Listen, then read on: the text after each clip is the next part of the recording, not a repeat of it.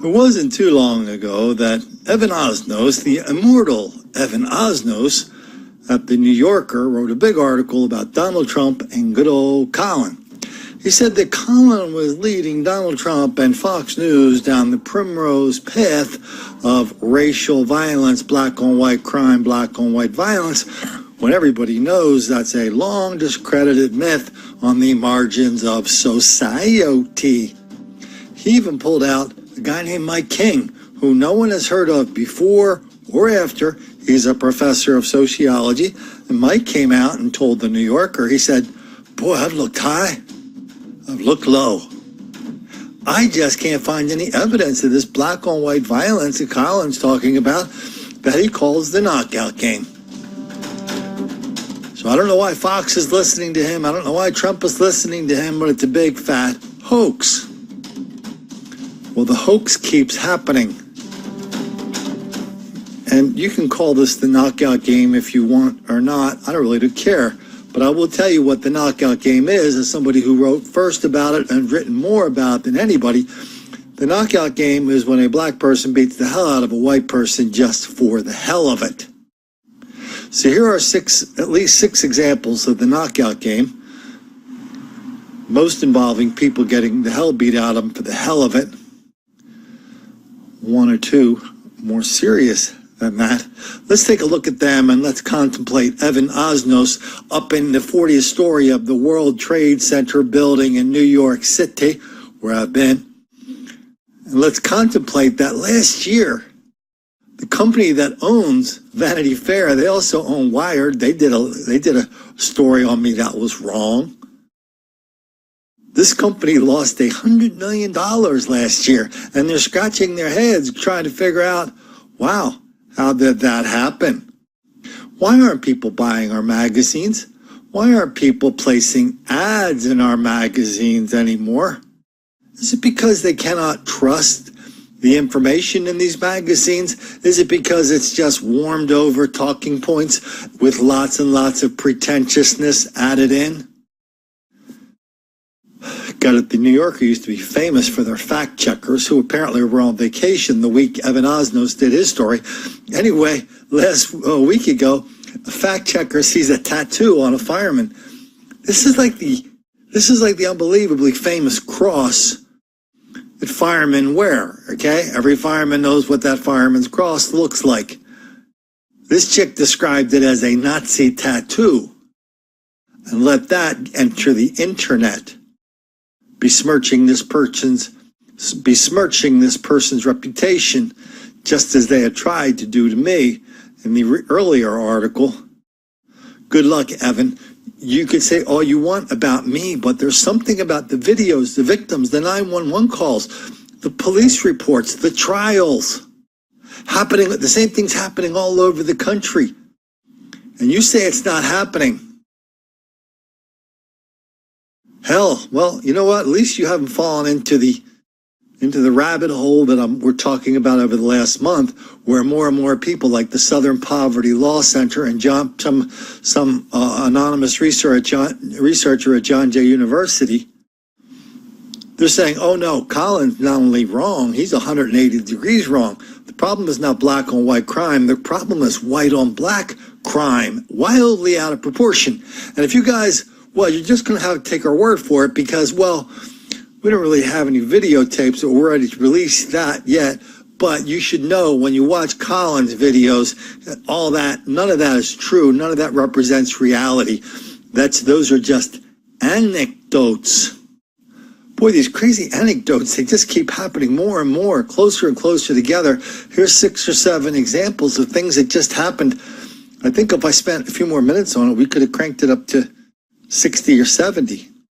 A trip to Taco Bell is supposed to be about grab and go. It was like all this aggression out of nowhere. But Nichelle de Guzman says for her, it was a scary smash and go, all because of a customer who cut in front of her in line. This customer, Latrish Brittany Seals. There was no, any type of back and forth. It was literally turn around, punch me, and then took me to the ground. Seals is now under arrest for robbing de Guzman at the Sacramento Taco Bell on West El Camino Avenue. According to de Guzman, her black eye, bitten forearm, and other cuts and bruises charges came as SEALs stepped ahead of her, and she tried to explain that she was there first. I said, ma'am, I was in line first, and she instantly turned around, screamed some stuff at me, and hit me in my face, took me down to the ground, and pounded my face probably 7 or 8 times. As bad as all that was, this mom says what came next was even worse. And there was 15 people there. Nobody helped. Nobody pulled her off of me. I was screaming for help. Nobody was helping. After looking at this woman, police call an assault suspect in this surveillance video from a Tribeca building. What stands out is the big metal box she grips by the handle with her right hand. She glances over her left shoulder while on a casual-looking stroll along Warren Street between Broadway and Greenwich. This just before noon on May 31st, and she allegedly snapped. Police say she smashed that box into another woman's face. Boom! All out and hits this woman who's got glasses on, hits her in the face, and she went down. Tribeca resident Carol Martin said she was on the sidewalk and saw the whole thing, but says there was another female victim clipped by the same box or makeup kit a few steps earlier.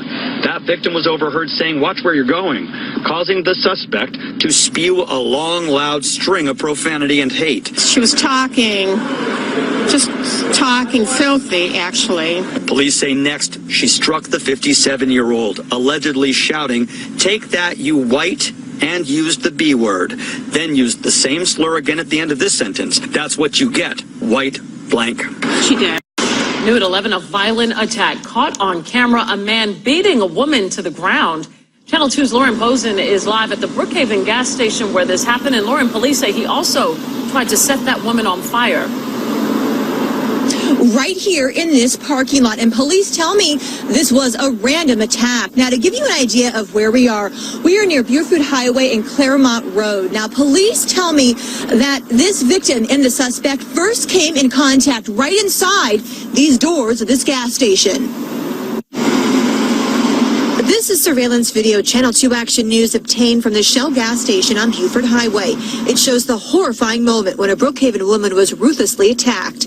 A customer I spoke with could not believe it when I told him what happened here just 72 hours ago. Police say they've just arrested the man who's accused of punching a grandmother in the face on the Red Line train. Happened yesterday on her train to Evanston. It was caught on surveillance camera.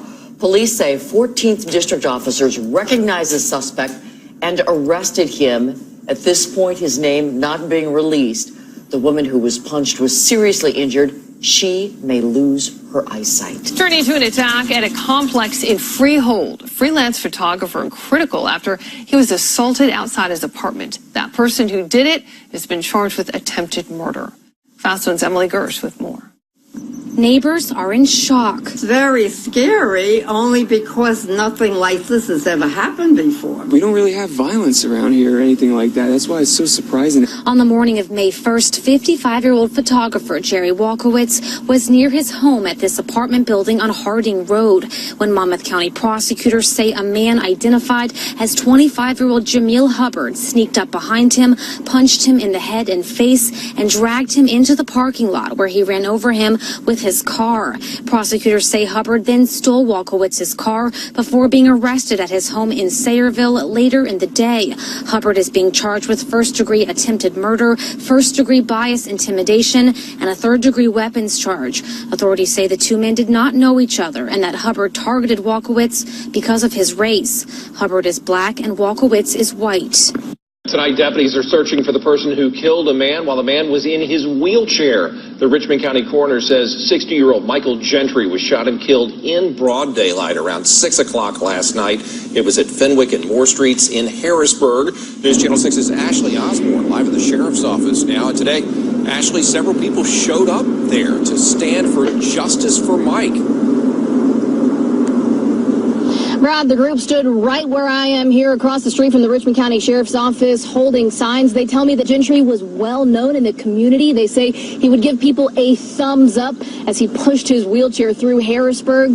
That's what he was doing last night for the last time when he was shot and killed. Thumbs up for Mike. It breaks my heart that somebody so defenseless was taken down in such a cruel manner. Nancy Blanchard says many in the area knew Michael Gentry for his positive attitude. I work in my yard all the time, and he'd ride by with his thumbs up, and say, hey, lady, it looks so pretty. Thank you for making it pretty. She says she came out to the sheriff's office today to stand for change in the Harrisburg neighborhood. Something has to be done to protect the neighborhood, to make it a neighborhood that is a good quality of life for old people, for young people, for professionals, for students, for just everybody. Harrisburg has so much history and it just could be such a good neighborhood. Lori Davis calls on the sheriff, the mayor, and commissioners to do something about what she calls lawlessness. This is a systemic problem. It's not just a kid that pulled out a gun and shot this guy yesterday. That's where we are at this point. But this is a systemic problem within this political structure in this town. Blanchard says many in Harrisburg were heartbroken to hear what happened to Mike, the man they'd all grown to love, watching push his wheelchair with a smile on his face. Children that live across the street ran over to ask me if I'd heard about Mike. I mean, it affected everybody on our street. He was a good man. I mean, it's just really sad.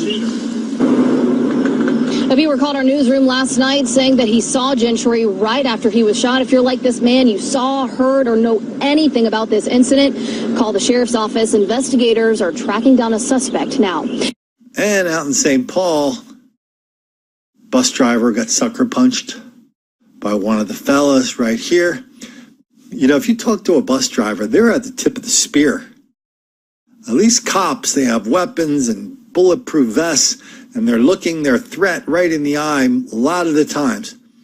Bus drivers are victims, are subject to this enormous level of black abuse every day.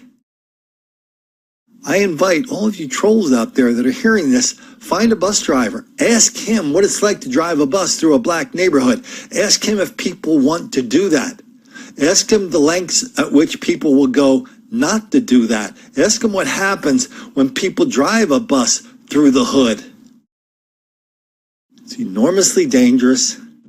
Happens every day for a variety of reasons. I'm not talking about excuses. I'm talking about reasons. Sometimes it's somebody just getting into a fight on the bus and maybe stabbing the bus driver. A lot of times it's somebody coming onto the bus having some kind of like piece of paper that says they should get free bus fare when that card is expired. That ends up in violence. Enormous amount of violence out there directed at bus drivers. Call it the knockout game if you will. I don't care. Because it doesn't matter what you call this incredible level of black on white crime.